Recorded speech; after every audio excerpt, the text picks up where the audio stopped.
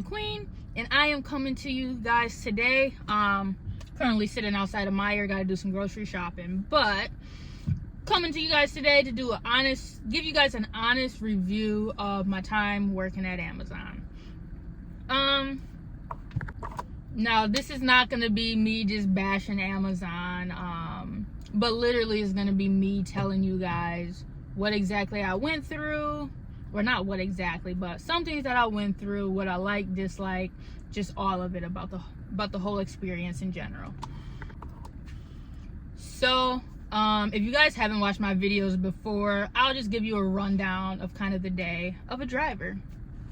So to start the day off, let's say I came in at my drivers came in at, I'll say 10 o'clock, because we started loading out at 10:30. So we ask everybody to get there 30 minutes early, just so that we can hand them the bags, hand them, let them know what vans they're in, if anything is happening for the day. That's when we do kind of like a stand-up meeting before we drive in to start loading out. So yep, we ask, the drivers get there 30 minutes early. So after the stand-up meeting, after everybody has their bags, know what vans they're in, we line up to get ready to load up our vans. Great thing about where I worked was we could load up inside, so everybody knows where I'm at. It snows, and sometimes it snows big time, so us being able to load in the warehouse definitely helped us out a lot. We didn't have to drag the carts outside, and yeah, I will say sometimes people did load out outside, just for the simple fact that, one, they were either late to work, so we had to bring the carts outside for them, or two, something wasn't working inside the warehouse. Maybe their packages weren't scanning, something was going on. So in order to stay with our time, because everything was timed with Amazon, we only had 20 minutes to load out, but our warehouse was so good at loading out that they tried to cut it down to 15 minutes, which even at 15 minutes, we were still pushing them out pretty quickly. So we will drive into the warehouse, we will start loading up, putting all of our bags and packages inside the vans. Then, after the 15-20 minutes was up, we would drive out and start our day. With that, if you were a brand new driver, you were probably having about 60 stops. Or like if you were an older driver, one with more seniority, then you probably had upwards of 200 stops a day. But one thing with the stops was it would read, let's say 60 stops. It would say, oh, I have 60 stops for the day on the app. But in reality, some of those would probably be group stops. And with group stops, you could have, I think I've seen it upwards of 10 different houses on a group stop for me. Yes, I was in a neighborhood, but they were all bunched together. So really, instead of 60 stops, that was an additional 9 more stops. So that's one way that the stops could add on. So it could say you have 200 stops, but we all know with 200 stops, you're probably in the neighborhoods, you're probably in apartments, and those 200 stops is easily probably like 250 stops with the group stops. So as you're delivering, they say that you shouldn't spend any more than 2 minutes at a stop. Now, 2 minutes might seem like a long time when you're sitting there, or when you're sitting there, but I've actually timed myself. It is a lot of time, if you're just not moving up to speed, but it's also not enough time if, things are all out of order in your van. So that was one thing that was big. Make sure everything was in order in your van, because if it wasn't, then you were going to spend unnecessary time in your van, and ultimately it was going to put you behind schedule. Now, you also got, or we're supposed to get, a 30-minute break and then two 15-minute breaks. So the first 30 minutes, it was unpaid, but the two 15 minutes were paid. So in total, an hour worth of breaks. Now, a lot of people did say, sometimes me included, there was not enough time in the day to take those breaks. especially, you know, if you had like the 200 stops with multiple apartments. Sometimes it feels like you just don't have enough time for that break. But I will always tell somebody, whether my owner liked it or not, I don't care if you fall behind schedule, take that break, because you're going to need it, or else you're going to burn out. You know, and we had plenty of people that burned out on a daily basis. They just couldn't take it anymore. People, you know, mental health started playing a part into it because they weren't taking their breaks. Well, I'm not going to say it was because they weren't taking their breaks, but, you know, taking that break gives you that time to kind of chill, relax, decompress for a second, and then get back to it. You know, staying at that pace for 10 hours a day, 8 to 10 hours a day, can really take a toll on you. And it definitely did for a lot of the drivers. And that's also why there's such high turnover rate, because people, they're getting too far over their heads with stuff. And they think, oh, I got to stay on time. I got to do this. I got to do that. Well, it's also illegal not for them to tell you can't take a break. So take that break time. Yes, you might fall behind. Yes, you might get a rescue. But at the end of the day, everybody always says that you have to go on rescues anyway. So if I need a rescue because I went on a break to calm myself down, to help myself out, I'm fine with that any day of the week. So, like I said, most of the routes probably averaged about 8 hours. Even though, you know, it's 10-hour shifts, most of the routes probably averaged 8 hours. You know, we did have some, like the nursery routes that, you know, might average like 5 hours. Then we had the longer routes that might take 10 hours. But all in all, like the average was probably between 7 to 8 hours per shift. So that's kind of like a rundown of like a day of a driver. You know, after you get done with your shift, you can after you get done delivering your packages, you either have to go rescue somebody else and help them out, or you get to go home.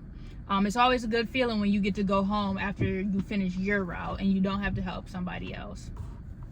But so that's kind of what it's like to be a driver, you know, that in a nutshell.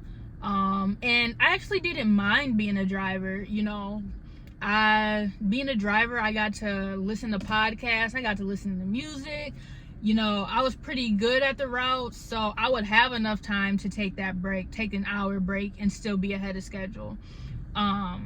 So yeah, I definitely liked it, other than management, which I'll get to later. But overall, the job was not that bad. I always tell people, you know, if you're taking longer than, you know, 10 hours, you know, barring, you know, nothing drastic happened, like car accident, you know, the van broke down, things of that nature, you know, you should be done in the 10 hours or less. But as we all know, there's always parts of the job that you hate or dislike. So the thing with my DSP, they like to micromanage, and they micromanaged hardcore to the point where if I was, you know, 30 minutes behind schedule, they were sending me a picture of my graph saying, hey, you need to speed it up. It was kind of passive aggressive sometimes. They would be like, well, you need to do, this is what you're doing, this is what you need to do. And I'm just like, well, I don't like, why are you managing every little thing that I do? You know, if I brake too hard, you know, you're on the phone calling me because the camera caught me braking too hard. How do you know a dog didn't run in front of me or something? You know, they always take it, they just take it at face value, and they don't really care what happened. They just care that you got an event. Also, if you didn't come in with your Amazon polo, you know, they might send you home. You know, I might have my Amazon vest and like a black sweatshirt on underneath it, but say that black vest said Nike, or that black sweatshirt said Nike. They're like, nope, you either gotta get a shirt, buy your shirt, rent a shirt, get a loaner shirt, or you gotta go home. You're not on the route. And, you know, I understand, you know, being professional and everything, but at the end of the day, they weren't enforcing that every single day. You know, they would pick and choose, and then they would also pick and choose people who they would enforce it with.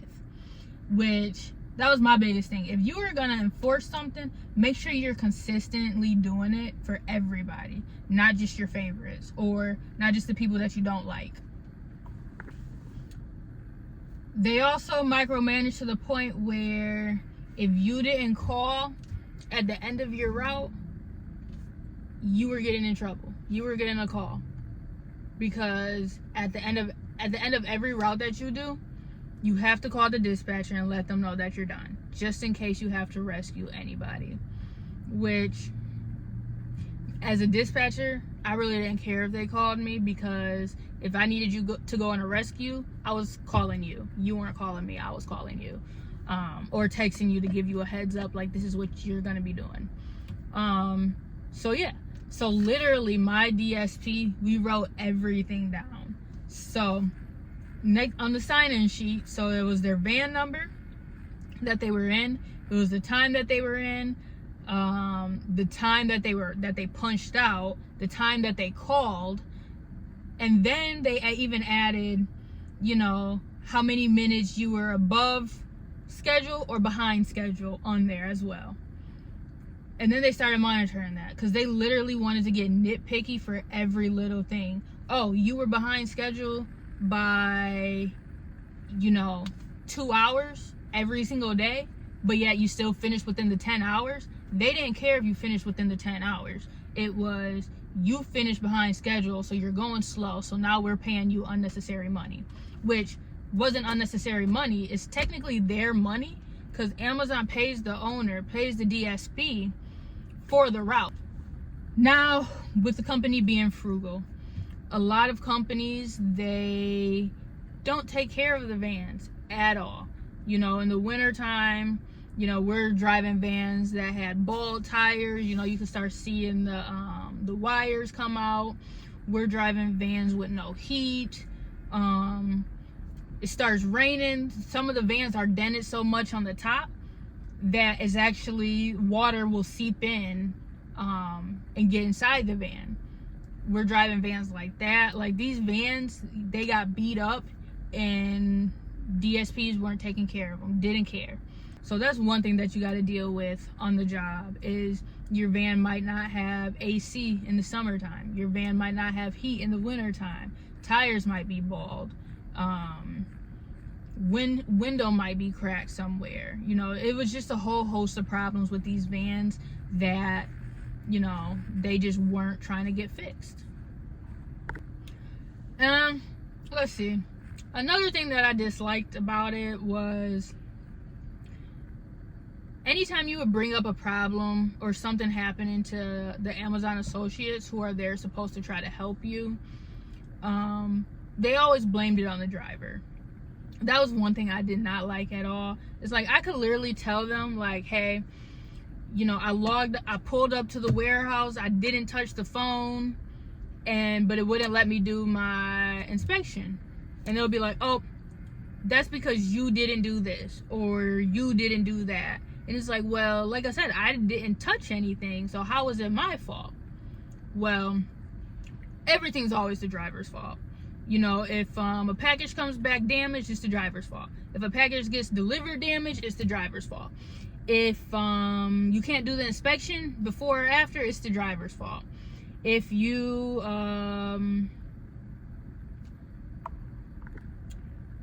if there's an argument between an Amazon associate and the driver, well, it's always the driver's fault.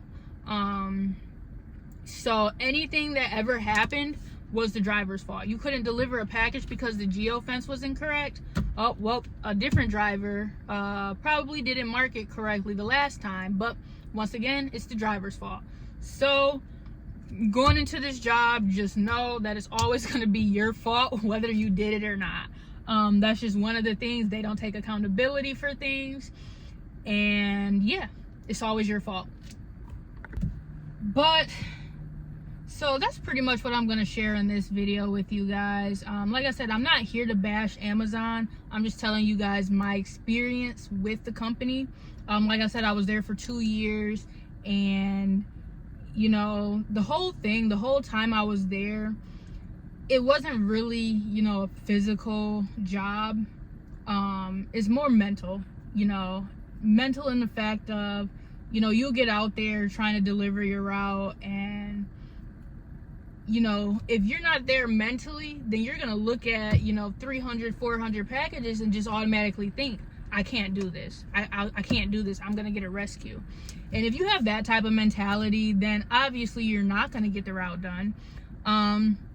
So a lot of things with this job is definitely mental and not physical. It is a lot of wear and tear on your body. So I'm not gonna say it's not physical, but it's more mental than it is physical. But like I said, you do get some wear and tear on your body, you know, hopping in and out the vans, picking up these packages. You know, packages weigh up to 50 pounds each. So yeah, you'll definitely get workouts, you know, some days you won't. So yeah, just make sure, you know, mentally you're good. And like I said, taking those breaks definitely help, you know, to help calm your mind, calm your body. But with that being said, I did like being a delivery driver.